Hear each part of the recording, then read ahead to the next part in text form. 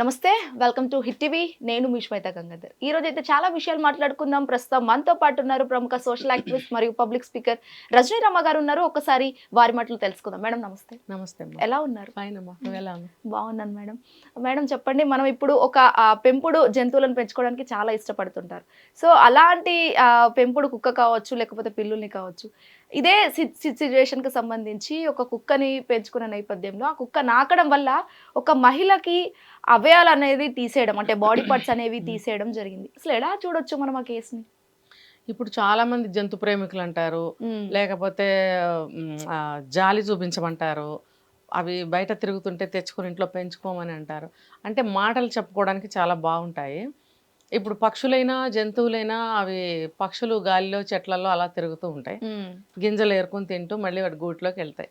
సహజమైనటువంటి జీవనం. ఇప్పుడు జంతువులు ఉన్నాయి, కుక్కలు కానీ పిల్లులు కానీ. ఒకప్పుడైతే పందులు వీధుల్లో తిరిగేవి బాగా విపరీతంగా, డ్రైనేజ్ సిస్టమ్ సరిగ్గా లేనప్పుడు. ఇప్పుడు అంతా అండర్ గ్రౌండ్ అయిపోయింది కాబట్టి డ్రైనేజ్ సిస్టమ్, పందులు తగ్గాయి. బట్ కొన్ని కొన్ని పల్లె ప్రాంతాల్లో కానీ ఊరవతల కానీ పందుల్ని మనం చూస్తూనే ఉన్నాం. అయితే ఇంకా ఆవులని, బర్రెలని, రకరకాల నెమళ్ళు, ఇలా అన్ని ప్రకృతిలో కలిసి తిరుగుతూ ఉండేవి. అవి అప్పట్లో మనుషుల్లాగానే అవి కూడా మంచిగా ఉండేవి. ఇప్పుడు అన్నీ మారిపోయినాయి కదా, సొసైటీలో పరిస్థితులు మారిపోయినాయి, మనుషులు మారిపోయారు, మనుషుల ఆలోచనలు మారిపోయాయి, మరి వాళ్ళు తినే తిండ్లు మారిపోయాయి. అదే తిండి ఆ జంతువులు వస్తే వేస్తూ ఉంటారు, అవి కూడా మారిపోయినాయి. అంతే కదా, మనం అనుకుంటాం సరదాగా ఉంటుంది, కానీ గ్యారంటీగా వాటికి ఎఫెక్ట్ అనేది ఉంటుంది. జంతువులు సహజంగా అవి ఇవి ఏరుకొని తింటూ బ్రతికే జీవులు అవి ప్రకృతిలో. మనం అవి తిరుగుతున్నాయి కదా అని చెప్పి మనం అవి వెయ్యడము. పాత రోజుల్లో కుక్కని మాత్రం చెప్పేవారు, పాపం కుక్కకి కాస్త అన్నమో రొట్టో వేస్తాము అన్నట్టు. అన్ని జంతువులకి అలాగే పిల్లుల్ని పెంచుకోవడం ఏంటి, మరి కుందేళ్ళు పెంచుతున్నాము, నెమళ్ళని పెంచుతున్నాము, కొంతమంది ముంగీసని పెంచుతారు. ఏంటో రకరకాల జంతువుల్ని పెంచి అంతా కూడా అన్యాచురల్గా చేసేసారు జీవనాన్ని. ఇప్పుడు అదేమైంది, ఆ కుక్కలకు కూడా మనుషుల్లాగానే కోపావేశాలు, లేకపోతే అతి ప్రేమలు, ఇలా రకరకాలుగా అవి కూడా విచిత్రంగా ప్రవర్తిస్తున్నాయి. ముఖ్యంగా కుక్కల్ని ఇంట్లో పెంచుకోవడం అంటే ఊర కుక్కల్ని కూడా పెంచుకుంటున్నారు, రోడ్డు మీద తిరిగే వాటిని. ఇంకా ఒక బ్రీడ్ కుక్కల్ని కూడా పెంచుకుంటున్నారు, ఆల్సేషన్ అని, లాబ్రడార్ అని, లేకపోతే పమ్మేరి అని, రకరకాలు ఇంతంత కూడా ఉంటున్నాయి. కుక్కలు చూస్తే భయం వేస్తుంది. ఒకటి కాదు, 2, 3 కుక్కల్ని చైన్స్ వేసి ఇట్లా పట్టుకుని దానికోసం ఒక 2 మనుషులు కేర్ టేకర్స్ని అపాయింట్ చేసుకుని, అంటే అది వాళ్ళు పెద్ద పెద్ద వాళ్ళు అనుకో, వాళ్ళు ఉన్న ఏరియాస్లో పెంచుకుంటే బాగుంటుంది. కానీ కాలనీస్లో కూడా ఏమవుతుందంటే ఈ మధ్య పెద్ద పెద్ద వాళ్ళు వచ్చి విలాస్ అవన్నీ కొనుక్కోవడము, వాళ్ళు ఈ రకంగా మెయింటైన్ చేయటము. అక్కడ ఉండేదంతా సామాన్య ప్రజలు ఉంటారు, అపార్ట్మెంట్స్ కొనుక్కుని ఉండేవాళ్ళు. ఇలాంటి వాళ్ళు అక్కడికి వచ్చి ఉండటం వల్ల 4 కుక్కల్ని 3 కుక్కల్ని మనుషుల్ని పెట్టి పెంచుతుంటే అవి సింహాల్లాగా ఉంటుంటే పక్కన చెల్లడానికి భయం వేస్తుంది. మొన్న రీసెంట్గా మనం ఏదో ఒక స్టేట్లో చూసాము, ఎదురింట్లో పెంచుకునే ఒక పెట్ డాగ్, పెద్దది ఎంత ఉంది, ఈ ఇంట్లో ఆవిడ వాకింగ్ చేసి వస్తుంటే గబుక్కుని అటాక్ చేసి ఆవిడని కరిచి గందరగోళం చేసింది. అంటే బ్రీడ్ కుక్కలైనా సరే వాటికి కూడా మరి ఏం జరుగుతుందో తెలియటం లేదు, అవి కూడా అటాక్ చేసే పరిస్థితులు వస్తున్నాయి అన్నమాట. ఇంకా ఊర కుక్కల సంగతి మనం చెప్పనే అక్కర్లేదు, అవి గుంపులు గుంపులుగా తయారవుతున్నాయి. పెద్దవాళ్ళు వెళ్ళాలన్న, స్కూటర్ మీద వెళ్ళాలన్న భయం వేస్తుంది కదా. ఒక అమ్మాయిని కాలు పట్టి లాగేసింది కుక్క, గందరగోళం చేసింది, ఎంత తప్పిస్తున్నా మళ్ళీ వచ్చి కరుస్తుంది. మరి అలాంటి పరిస్థితులు ఉన్నప్పుడు కుక్కల్ని పెంచవచ్చా అనేది ఇప్పుడు ప్రశ్న. ఆ మధ్య కొంతమంది గొడవ చేశారు కదా, కుక్కల్ని మీరు ఇలా చేస్తారా అలా చేస్తారా, ఫుడ్ వేయొద్దంటారా వాటికి అని చెప్పి పెద్ద పెద్ద వాళ్ళు అరిచారు. కానీ పెద్ద పెద్ద వాళ్ళు అరుస్తారమ్మా, వాళ్ళు ఎక్కడో లోపల ఉంటారు కాబట్టి. రోడ్డు మీద సామాన్య ప్రజలు తెల్లారులేస్తే కోటాను కోట్లు తిరుగుతూ ఉంటారు, వాళ్ళకి రక్షణ ఏది కదా. మనకి సుప్రీంకోర్టు తీర్పు ఏమిచ్చిందంటే వాటికి ఫుడ్ పెట్టకండి అని. అసలు మనం ఎందుకు ఫుడ్ పెట్టాలి? నేను ఇందాక చెప్పాను, అవి ఎక్కడో ఆ అడవుల్లో ఉండే జంతువులు న్యాచురల్ ఫుడ్ సేకరించుకొని వేటాడుకొని తిని అక్కడక్కడ ఉండేవి, ఊళ్ళల్లోకి వచ్చి ఈ రకంగా తయారయ్యాయి. అవును, పాత రోజుల్లో సాత్వికంగానే ఉండేవి, గ్రామసింహాలు అనేవారు వీటిని. కానీ తర్వాత ఇప్పుడు చెప్పిన పరిణామం దారి తీసినప్పుడు ఎంత జాగ్రత్తగా ఉండాలి. ఇప్పుడు సుప్రీంకోర్టు ఇచ్చిన తీర్పు తప్ప ఒప్ప అని నేను అనను, అంటే జంతు ప్రేమికులది తప్ప ఒప్ప అని నేను మాట్లాడటం లేదు. జరుగుతున్న పరిణామాల దృష్టిలో పెట్టుకొని మనము జాగ్రత్తలు తీసుకోవాలి. జాగ్రత్తలు తీసుకోనే క్రమంలో సుప్రీంకోర్టు కూడా ఆర్డర్ చేసింది. దానికి ఫుడ్ పెట్టడం వల్ల ఏంటంటే రెగ్యులర్గా అక్కడికి వస్తూ ఉంటాయి. ఒకటి వచ్చి ఊరుకోదు, గుంపులుగా తీసుకొస్తాయి అవి. గుంపులుగా తీసుకురావడమే కాదు, వీటికి మళ్ళీ పిల్లలు పుట్టి సంతానం పెరిగి ఇంకొంచెం వాటి ఇది పెరుగుతుంది, వాటి జనాభా పెరుగుతుంది. పెరిగినప్పుడు అక్కడ అక్కడ ప్రమాదం అనేది ఎలా పొంచి ఉంది అనేది అది గుర్తించాల్సిన విషయం అది. అందుకని ఫుడ్ పెట్టి వాటిని ఎంకరేజ్ చేయకండి అన్నారు. ఇప్పుడు చూడండి, ప్రతి ఇంట్లో ఇప్పుడు ఈ మధ్య మనకు నార్త్ ఇండియన్స్ ఎక్కువైపోయారు. దానివల్ల ఇంతంత రొట్టెలు తీసుకొచ్చి వాటికి పెడుతూ ఉంటారు.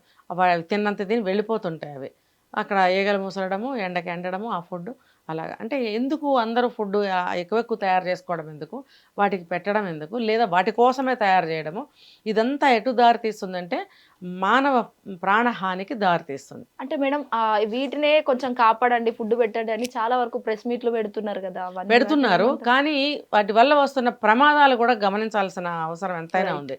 ఇప్పుడు ఈవిడ మంజిత్ సంఘ అని ఈవిడ ఏ కంట్రీకి, బ్రిటన్కి చెందిన ఆవిడ. ఈవిడ పెంపుడు కుక్కను పెంచుకుంటుంటే ఏం చేస్తారంటే, అసలు మనకి దరిద్రపు సాంప్రదాయాలన్నీ బయట నుంచే వచ్చాయి. కుక్కల్ని ఒకానొకప్పుడు బాగా బాగా బాగా వెనక్కి వెళ్తే వీధి కుక్కలు తప్పితే ఇంట్లో పెంపుడు కుక్కలు ఉండేవి కాదు. తర్వాత మనకి బ్రిటిష్ కాలంలో వాళ్ళు కుక్కల్ని పెంచడం అంతా మనకి నేర్పించారు కదా. అన్నీ నేర్పించింది వాళ్ళే, దరిద్రాలన్నీ వాళ్ళే నేర్పించారు. కాబట్టి అరిష్టాలు, దరిద్రాలు, నీచాలు, భ్రష్టు పట్టడాలన్నీ కూడా మనకు అక్కడి నుంచే స్టార్ట్ అయ్యాయి అన్నమాట. కుక్కలను చూసి తర్వాత వాళ్ళు వెళ్ళిపోయినా కూడా వాళ్ళ సాంప్రదాయాలు మనం చక్కగా తూచా తప్పకుండా పాటిస్తున్నాం అన్నమాట. సరే, ఇంకా వాళ్ళ కంట్రీస్లో వాళ్ళకి అది అలవాటే అనుకో. ఏ కంట్రీ అయినా సరే ప్రమాదమే, జంతువే. ఇప్పుడు ఈవిడికి జరిగింది కూడా అదే. పెంపుడు కుక్కని రోజు పక్కలో కూర్చోబెట్టుకోవడం, ఒళ్ళో కూర్చోబెట్టుకోవడం, అది అలా చేయటం వల్ల వాటికి ప్రేమ పెరుగుతుంది, ఎఫెక్షన్ పెరుగుతుంది. పిల్లల్ని కూడా మనం ఎంత దగ్గర చేరదీస్తే మనం వదిలి వెళ్ళరు. జంతువైనా అది ఒక జీవే కాబట్టి దానికి ఉంటాయి కొన్ని భావాలు. అది నాకడం ద్వారా ప్రేమను చూపిస్తాయి. అది ఎంత నాకుతుంటే వీళ్ళు అంత మురిసిపోతారు. అబ్బో నేనంటే ఎంత ప్రేమో.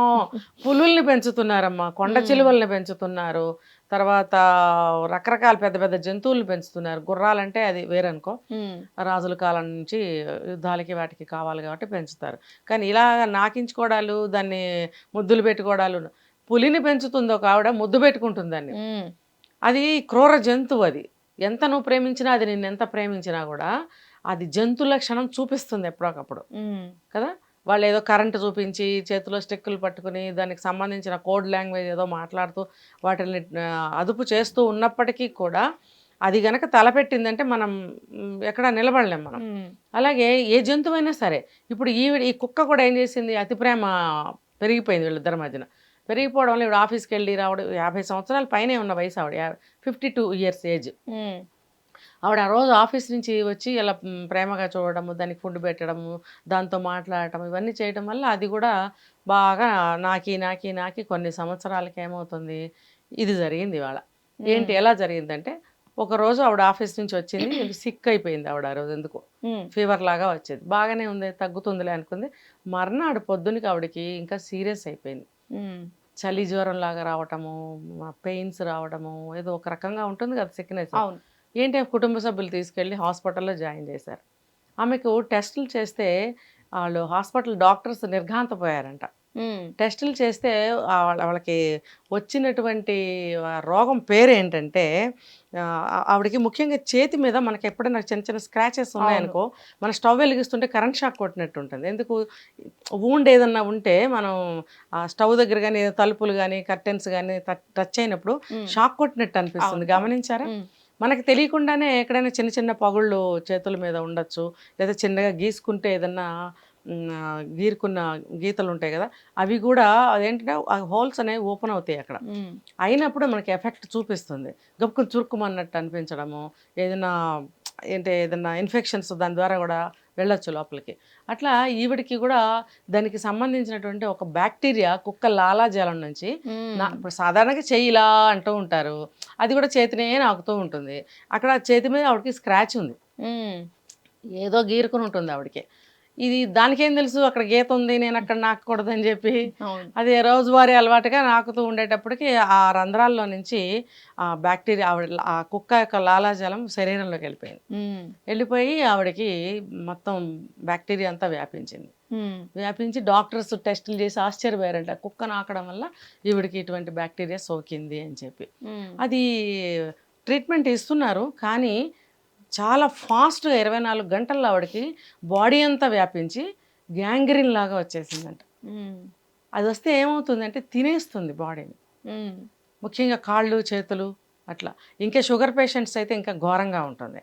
ఉమ్, దానివల్ల ఏమైందంటే ఆవిడకి ఇన్ఫెక్షన్ చాలా ఫాస్ట్గా పెరిగిపోయి అర్జెంటుగా ఆవిడకి 2 కాళ్ళు మోకాళ్ళ కింద వరకు తీసేశారు, ఉమ్, చేతులు కూడా కొంతవరకు తీసేశారు. అది మొత్తం తీసారా సగం తీసారా అనేది మనకి అప్రస్తుతం. ముందు చేతులు అయితే ఉండవు కదా, ఉమ్, ఏ పని చేసుకోవడానికి ఉండదు. తర్వాత ఆవిడకి లోపల ఇంటర్నల్ ఆర్గాన్స్ కూడా దెబ్బతింటున్నాయి. ఉమ్, మనము ప్లీహము అని అంటాము, అదొక గ్రంథి పేరు, దాన్ని కూడా తొలగించారు. అంటే అది మనకి ఏమంటారంటే గాల్ బ్లాడర్ అని అంటుంటాం మనం. అది కనుక అది ఉంటేనే మనకి డైజెషన్ అనేది సక్రమంగా జరుగుతూ ఉంటుంది. ఉమ్, తిన్నది ఏదైనా అరగడం కానీ ఏదైనా అది తీసేస్తే ఆహారం మన డైరెక్ట్గా ఎఫెక్ట్ చూపిస్తుంది అనమాట. దానికి మెడికల్ టర్మ్స్ అనేకం ఉన్నాయి. అయితే దాన్ని కూడా తీసేశారు. అంటే బాడీని కంట్రోల్ చేసేటువంటి సిస్టమ్ ఆవిడ పోయింది. ఓకే. ఇప్పుడు కాళ్ళు చేతులు లేవు, ఒకటి మొండంలాగా ఆవిడ మిగిలింది. ఉమ్, ఆవిడకి ఎంత జీవోత్సవం లాగా బ్రతుకుతుంది కదా. అవును. ఇప్పుడు ఆవిడకి ఏ రోగం వచ్చింది, ఎలా వచ్చింది, ఇదంతా అప్రస్తుతం మనకి. దాని పేర్లేంటి అప్రస్తుతం. అసలు కుక్కల్ని పెంచడం వల్ల ఎటువంటి ప్రమాదాలు దాగి ఉన్నాయని మనం కనిపెట్టాలి, ఉమ్. గమనించాలి. అంటే ఈ కేసుని బేస్ చేసుకొని చెప్పండి, అసలు పెంచుకోవాలా కుక్కల్ని వద్దా? అసలు నేను ఎప్పుడు కుక్కల్ని పెంచండి అని చెప్పను. ఉమ్, ఇప్పుడు ముందే చెప్పా ఏంటి, ఇప్పుడు పెంపుడు కుక్కలు అది దాన్ని ఏమంటారు ఉమ్, బ్రీడ్ కుక్కల్ని పెంచొద్దు.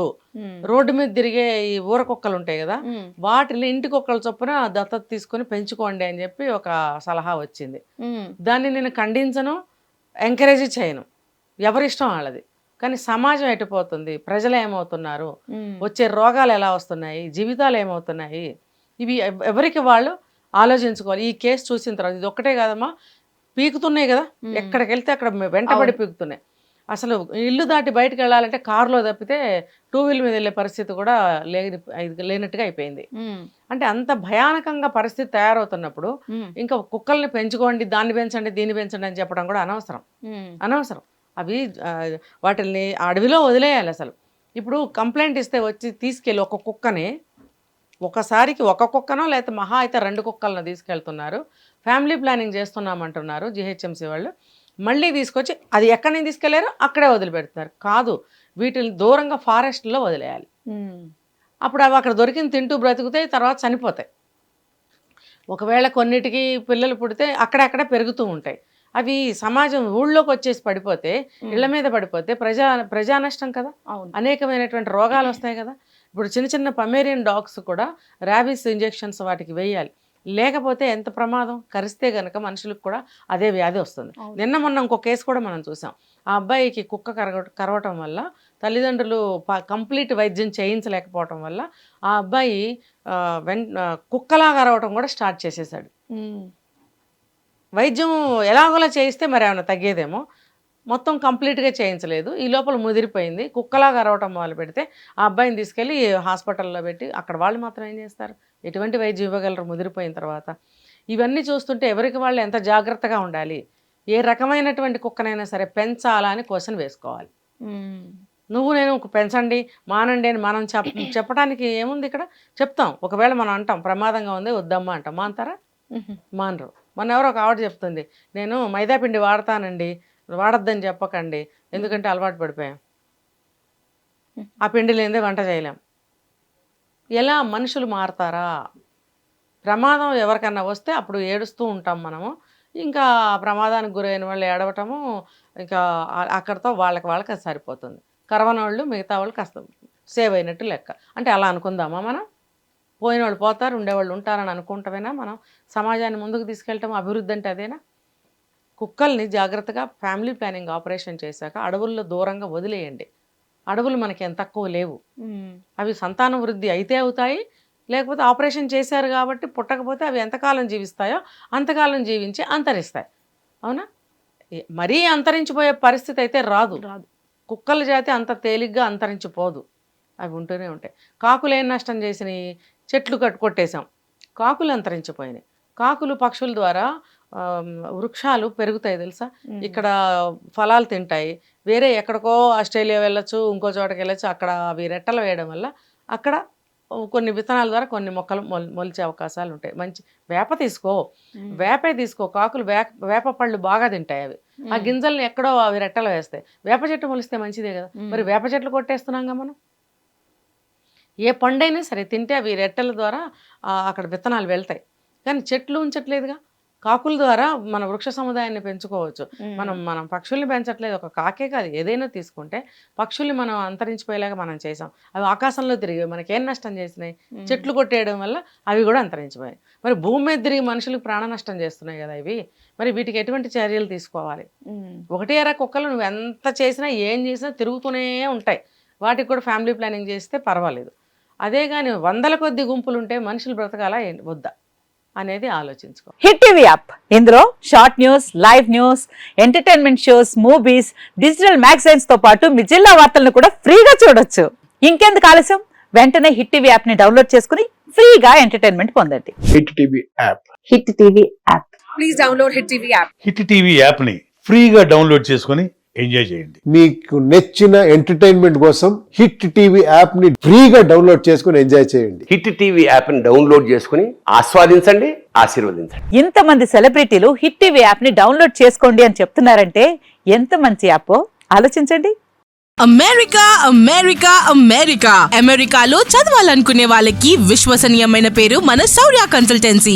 UK లో 1 year masters, UK లో 1 year masters, 2 years work permit up to 5 years visa. Contact Saurya Consultancy. Contact 89851 89851.